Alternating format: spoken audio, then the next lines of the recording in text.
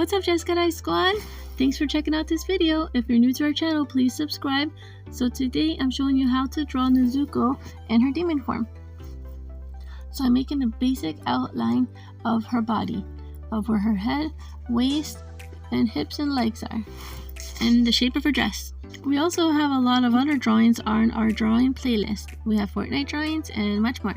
These basic outlines will be our guide for where everything is going to go later on when we add all the details.